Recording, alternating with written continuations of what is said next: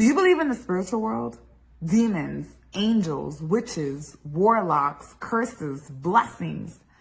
Well, this is a story about how I was initiated into spiritual warfare.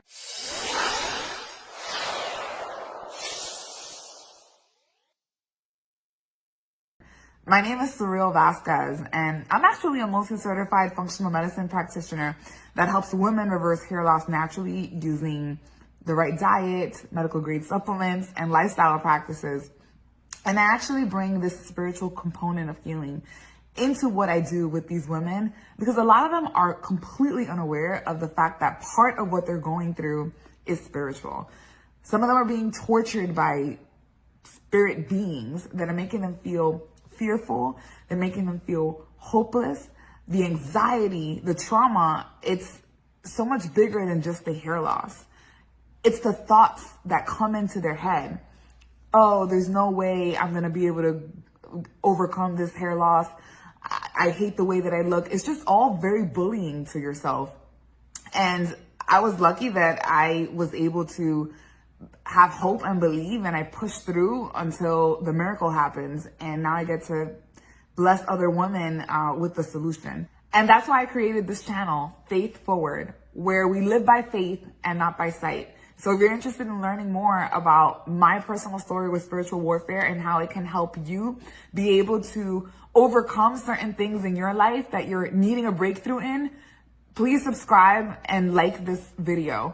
I look forward to pouring into your life and sharing all the different things that I was able to experience that were very out of this world because God gave me that opportunity to live through it and now have a platform to tell others about it. In my early 30s, my life looked great. Or so I thought. I was in love with this guy that I thought I was going to marry. He literally took me ring shopping. Our parents had met. It was just the most I had ever loved anyone until that point in time. I mean, I'm married now and I have an amazing husband, but at that point in time, I thought we were going to get married. I had the job where I was making the most money I had ever made in my life. I was at the peak of my career in sales. I also had some hair loss issues that I was able to overcome, or so I thought. And I used to go into different doctor's offices and I would make relationships with the girls that were working there. And one of them ended up being a witch. She cursed me. I had a house party and I invited the wrong people to the house party. And I had these chairs and tables that were set up outside. I peeked over at one point and these two girls were sitting alone at the table. So you know how two people are having a conversation and they're making mannerisms, they're moving around, their hands are moving, they're speaking with oomph. Well, when I looked over at that table, I didn't see any of that going on. I saw two people sitting down and it looked like they were chanting. It was very strange the way that they were behaving there. And though I couldn't hear them because they were outside and I was inside, I knew that something was very off about that. Well, soon after I had the party, my life looked completely different. Around Valentine's Day, I was supposed to get proposed to very soon, but I ended up realizing that he was being unfaithful with someone at work. I had to leave my job to a different job where I got basically tortured. I was yelled at, I was humiliated, I was taken advantage of, I was sabotaged. That was a horrible 4 years of working for someone else because the company that I was working at ended up selling to another company. And the reason they ended up selling was because I opened my mouth and said that they didn't have my loyalty. And so they felt, well, there's no reason in succeeding here if one of our top reps is thinking of leaving anyway. So I shot myself in the foot there. And within less than a year, the hair that I thought I had regrown, and I had this Facebook group where I was telling everyone, oh gosh, I know how to regrow hair. I not only lost that, but I lost so much more. And I ended up getting to the point where I was about to have to wear wigs. After telling a whole group of thousands of people that I had figured out how to reverse hair loss naturally, my hair loss got worse than it ever was in 2020, which was horrible for the business that I was trying to launch on the side. So who were these girls that were acting strangely in my backyard? It was girls that I used to call on in the medical field. I had a job in the medical field where I would go to different doctor's offices and I would introduce my services with the specialty pharmacy I was working for. And I befriended these women, but they were haters. They weren't really happy for me. Even though I wanted to pour into their life and I was trying to teach one of them how to get into real estate because I had a license at the time. I was trying to help her pass the test and I was going in there and bringing them food and doing all these things to try to be their friends. At the end of the day, they saw me, they saw my success, they saw how much I was in love, and they were not happy for me. So there was one girl in particular who shares the same heritage as me. She was Dominican, I'm Dominican, her friend was Haitian. And for those of you who know, and those of you who don't, witchcraft is a really big thing in that island of Hispaniola. On both sides of the island, the Dominican side, the Haitian side, there's a lot of witchcraft going on. So one day, I take this girl out to lunch, or to dinner, and she's asking me a very strange question. She's saying, what are your thoughts on curses and witchcraft? And I was just like, I don't know. I know that stuff is out there, but I don't really feel like it's anything that intense. And she said, oh, well, I know about this thing that you can do where you put a bag on top of a fridge and essentially there's something that you want carried out, some kind of thing to happen to someone else. And if the bag is on the fridge, when you open the door, if it falls, then that thing happens to the person. And I said, you know what? I know that stuff exists, but I'm Christian. And I'm covered by the blood of Jesus, so I'm not even worried about that happening to me. And she said, yeah, but you know that Christians sometimes, they grow cold, they get warm, and they're not really living the life the way that they should. And then eventually they get susceptible and they become open to that kind of stuff. Like they become targets and it works because they're not firm in their faith. And I was like, the hell is that a threat? Like, I was just like, what is going on? Why would she even say that to me? And it was the way that she said it too. And I have to admit, during that dinner, I was not on my best behavior. I was being not that nice to the waitress. My emotions, I wasn't acting like a Christian. I really felt like there was some spiritual warfare. Even at that table, I was triggering her. And she just really wasn't happy with how I was acting as a person. And I think that there was just a spiritual component to that experience. But honestly, she was right. And I had no idea that could actually be the case. There are a lot of Christians that they're living their life and they're thinking to themselves, I'm covered by the blood of Jesus, just like I was. And I don't have to worry about that kind of stuff. I know that Satan is real, but as long as I go to church and I believe in Jesus, then that stuff cannot faze me. And nothing could be farther from the truth. We are at a huge disadvantage as a Christian community because we are not aware of how to battle in the spiritual realm. Because the battle is not against flesh and blood, but against principles and principalities. And we actually have the authority through Christ Jesus to fight battles on our knees, to claim the victory through Jesus overcoming the cross.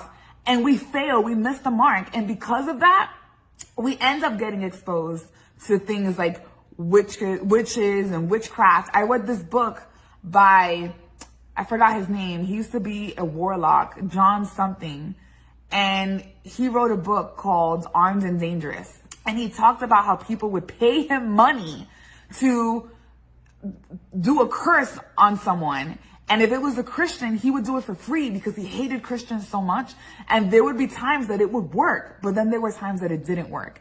And it only didn't work when the Christian was firm in their faith, following Jesus and living their life, not for today, but for the afterlife, because that's the life that is eternal. And so little did I know, because I was sleeping with my boyfriend, because I was idolizing him over God, I actually had opened the door spiritually to give Satan the legal right to be able to torture me and for me not to be able to do anything about it, because he actually had the right. I gave him that right, just living my life in sin. That's one of the reasons why God has all these rules for us. It's not to control us. It's to protect us. That's what fathers do. They protect their children. They put these rules and these boundaries not to be controlling and abusive, but instead to give that child the absolute best possibility to live their best life. So ignoring spiritual warfare and the capability to take authority through Jesus and tell Satan what to do is the biggest mistake that a Christian has ever committed in their life, because they're literally making life harder than it needs to be. And they're missing out on the whole reason why we become Christian in the first place. It's not just about salvation. It's also to be able to live your best life here on earth using supernatural power from Christ Jesus. This girl was hating on me, and she literally put a curse on me on my backyard when I invited her over at my own house so that my life could suck and her life could fly. Because what ended up happening afterwards was the boyfriend that was cheating on her, she ended up finally dumping him. She ends up meeting the guy that she marries while she's with this other Haitian girl, meets him randomly at a flower shop. They end up falling in love. She ends up getting a promotion at work, and she's living her best life. Every time that she sees me, my life is getting progressively worse. And she's reveling in it. She's happy about it. She's like, hey, how you doing? You still single? Oh, you are? 3.5 years, you guys. I was single for 3.5 years after she put that curse on me. And I kept meeting guy after guy after guy that was wasting my time and trying to take advantage of me. And on top of that, I was being emotionally tortured. The emotions that I had around these failed encounters with other men and my lack of being able to control my emotions and think logically, it's because I was being influenced by spiritual forces outside of me. They were putting these thoughts that were keeping me in depression and anxiety. It was not from God. And so she's over here meeting the love of her life. I'm over here striking out in relationship life. And she's like, oh, so you still living at that same house? Oh, you are? Every time she would see me, oh, you still living at the house? Oh, why you keep asking me if I live at my house? Who just randomly moves all the time? I was never the type to do that. I've only lived in 3 places in my whole life. I'm not the type to move all the time. And so I found it so strange. She was always asking me, you still living at that house? And it really became clear to me that the reason she was asking me that was because of the seance or whatever it is you want to call it that she did while she was here with that other Haitian girl. And God actually kept putting the pieces together and showing me all of this, because eventually, as my relationship was failing, my boyfriend told me to read this book. The book was called He Came to Set the Captives Free. And it was a story about this lady that had this calling in life to deliver over 1,000 witches from Satanism. She literally had an underground railroad, so to speak. She was like the Harriet Tubman of witches, okay?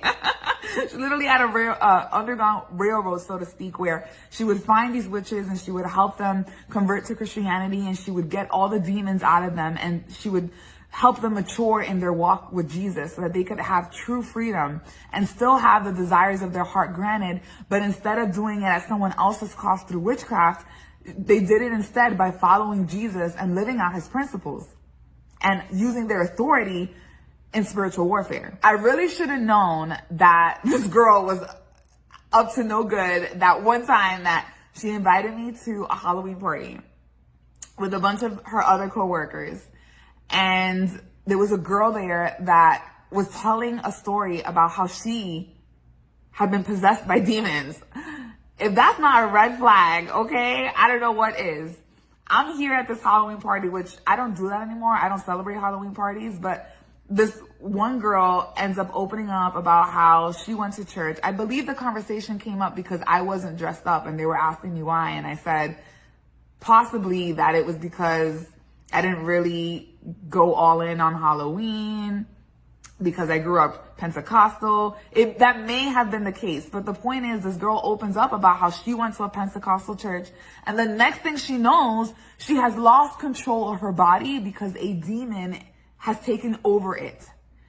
And they are praying over her and they're trying to get the demon out of her, and she remembers nothing. After the fact, she's informed that a demon had possessed her body, and she was unaware of what she was doing and saying at the time that they were trying to do the exorcism. So she's hanging out with people where this is a thing. It really should have been more clear to me that I was playing with fire. That book, it made a huge impact in my life because it really brought to the forefront what this type of spiritual warfare life looks like and how real it is. I mean, this book is talking about how people are in government places, officials in power, in hospitals, and they're literally doing witchcraft seances, spells to kill people in the hospital through their spells. It's crazy. And they do these types of things to gain power in Satan's world. I remember the book actually came with a warning, and it said, listen, when you start reading this book, make sure you finish it, because Satan is going to do everything in his power to make sure that you do not finish it. And it's because this is going to change your life, and everything that's in here, you really need to know for your own sake. So no matter what happens, make sure you finish the book. Soon after reading the book, I have this crazy experience where I get a call from my cousin. It's literally 2:00 in the morning. I'm hanging out on the porch with one of my best friends. We're having a beer. He calls me on Facebook Messenger. He never calls me. I look at the phone. I ignore it. He calls me again. I pick up the call. Primo, ¿qué lo que? Because I'm thinking it might be a butt dial. And he goes, Surreal, are you okay? Yeah, I think so. What do you mean? I'm just out here having a beer with my friends. Surreal, are you okay? I don't know. I mean, there's some kids on bicycles outside that clearly don't live here. So they look like they're getting ready to scout the space and do something they're not supposed to do. But I live in a relatively safe area. Sometimes they break into cars, but no one gets hurt. I mean, I think I'm okay. Why? God told me that you're not okay and you need to pray. Okay. Are you sure? Remember, Surreal, the battle's not against flesh and blood, but against principles and principalities. And I really feel like you need to pray right now. All right. So I hang up on my cousin. I tell my friend, listen, girl, it's time for you to get out. That night, I pray all over my house. I anoint my house. I go to sleep. I think it's over. 2 days later, I get a text from a client, another girl. She was Christian. She texted me, Surreal, are you okay? I was like, yeah, I'm fine. Are you sure you're okay? Like, what's going on? It's like, first my cousin, now you. Why is everybody asking me if I'm okay? I'm fine. Surreal, I don't know why, but God really let me know that you're not okay and you're in danger and you need to pray. And I was like, wow, like maybe that one prayer that I did in my house wasn't enough. And I need to really like anoint my whole house again or do something. And then she waits a while and she texts me the same verse that my cousin said. Remember, the battle's not against flesh and blood, but against principles and principalities. And as I say this, I get a little choked up because I feel so blessed that God would go through all that trouble to warn me and to protect me. Even when I was in the middle of living in sin and, not living out my life in a way where he would necessarily be proud of me. He just wanted to protect me.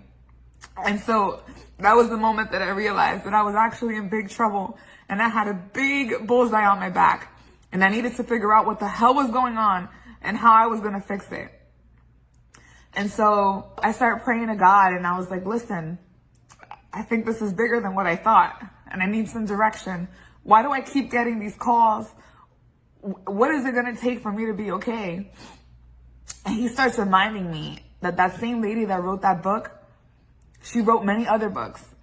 And I went through this journey where I just started reading them all. And I didn't know it at the time, but God was actually preparing me for spiritual warfare. And he slowly started revealing to me that I was under a curse. He reminded me of what I saw that night in my backyard at that party. He started letting me see that this girl continuously was asking me if my home was okay. I started reading in the books that homes could be cursed, that objects could be cursed, that people could be cursed. There was another book that I read by that lady. Her name is Rebecca Brown. Her books are amazing. You should read them all like I did. And one of them was called Unbroken Curses. And that book led me through a series of prayers that I could say to help me break through all of the obstacles that I was experiencing. I remember once I had a dream that I was sitting in a living room and I had a big machete with me. It was a shotgun. I had some kind of, it was either a shotgun or a machete. If it was a machete, that'd be fitting because I'm Dominican, right? But I had some kind of equipment. Well, war, it was like there was war going on where I was. And there were other people that were in the living room with me, and they also had equipment to fight, to protect themselves. And I was sitting next to glass sliding doors, but I had a bench. And so there was a bench in front of the glass sliding doors. So the back of the bench was facing the glass. And I was sitting upright and I saw the enemy was coming. And so I ended up laying down in the bench and I took my weapon and I was laying down and I was trying to decide, am I going to stand and fight or am I going to run away? I look around and all the people that were with me inside of the house, they were gone. They ran. And so I decided to run too. I get up and I see the corner of a building. There's a brick wall and I see almost like there's a beveled shape. There's the corner of the bricks and I'm reaching as hard as I can, as far as I can. And I managed to put just my fingertips right along the edge of the brick wall. And I used the tip of my fingers to press down into the wall to catapult myself to the other side of the wall. It was almost like I was trying to use my force pressed against my fingers to have more energy to go over the wall, to jump it or not even jump it, but just go around the corner. Like there was a wall that I had to run around the corner of the wall and I just would reach towards it and put my fingers on it and I kept doing it. Like I would put my fingers on it, I would reach the other side, I would see all white. And then all of a sudden I looked again and that corner of the wall was there. And I just kept doing that over and over again. And then I woke up and God showed me I wasn't getting progress in my life because there was a demon that was holding me back. And so I thought that I was getting progress. I thought that I was going over the wall, but it was all an illusion. I didn't realize that demon kept holding me back and I couldn't make it past that corner. And so God was started revealing to me, like, you're being tortured. Like the reason why you can't have a normal relationship and you're having all these crazy emotions that don't even make sense around these men that you're meeting and they don't have serious intentions with you, it's spiritual. You're being spiritually tortured. You can't I had my business. My hair was getting worse. I had to spend $75,000 in a short period of time to figure out how to reverse my hair loss naturally after I thought I had already done it because the doctors couldn't help me and I knew there was a solution. That was also spiritual, being stuck in that area and just throwing money into that, in my health, my job and how they were torturing me and just making me drive hours at a time for no reason, putting all that mileage on my car and not paying me well for that, not compensating me appropriately for all of that, sabotaging my efforts so that I couldn't progress and be able to advance in that career. It was all spiritual, all of it. It was 4 years of being stuck in this job and stuck in my progress with my business and 3.5 years of being stuck with horrible relationships. But it all slowly started to turn. And at this point, I can tell you that I have a business that I have a vision with and I'm working towards it. I made more revenue last year than I have ever before. And though I'm still making progress in it and I'm learning as I go and challenges come up, I'm happy to say that I can see the light at the end of that tunnel. My hair clearly has fully grown back, thicker than I ever thought that it would ever be at this point in my life. And now I have the privilege to be able to help other women be able to go through that and get to the other side.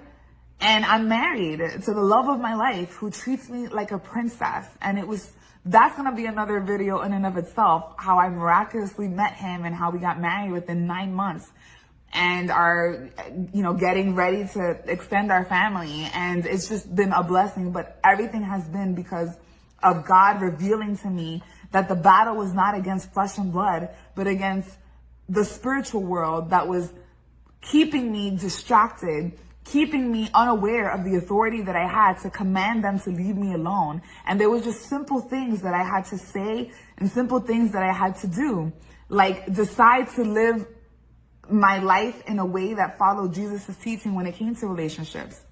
I didn't have sex with my current husband until we got married. And working with honor at my job, I ended up leaving that job, or I got laid off. But the weekend I got laid off was the weekend I met my husband, and he actually moved into my house and started paying my bills so I could focus on my business. And we still didn't consume the marriage until we were officially married. And so I had to make these choices that were against what the world is saying is okay, but in acting in congruence with what God teaches and really listening to him, really listening to his voice, really paying attention of when he was trying to speak to me through devotionals I'm reading, or pastors preaching, or songs that I'm listening to, or thoughts in my mind. All of that is what led me to the next point. Just really, when you seek God, you will find him. When you talk to him as if you expect him to listen and you're expecting an answer, that's when the miracle happens. That's why we live by faith and not by sight, so that we have that opportunity, because when you're forward with your faith, the miracles follow. If you're going through anything like this, I highly recommend you get the book Unbroken Curses by Rebecca Brown, because that's what gave me the tools to be able to set myself free from the bondage that I was experiencing, and just kind of make me aware of what I was doing that was giving Satan the legal right to do that to me. Yes, Satan is going to do things to try to make your life not okay, even if you're living life the way that you should. But he has to stop when you tell him to, if that is the case, when it's aligned with God's timing, because he also uses those experiences to mold us, to teach us things, to make us grow, to be able to be in a position where we can help others. God never promised this life was going to be easy. As a matter of fact, he promised that in this world, we were going to have trials and tribulations, but he also promised us to take heart because he has overcome the world. And this is exactly what he means by that. Us knowing how to pray, us knowing when something could be spiritual, us acting in authority and rebuking demons and commanding spirit forces to leave us alone. And so if you want to learn more about how you get to do that through your authority that Jesus Christ gave you when you gave your life to him, or if that's something that you want to possess and strongly desire to be able to act upon, like you have areas in your life where you need a breakthrough and you don't know why you can't get through, and you want to try to use your God-given right to overcome trials with the Holy Spirit, then I encourage you to subscribe to this channel and to tune into further videos, because in my next video, I'm going to talk to you guys about how another witch tried to put a spell on me in her office using medicine as an opportunity to deceive me into thinking she was helping me. My name is Surreal Vasquez, and I look forward to seeing you on the next episode at Faith Forward.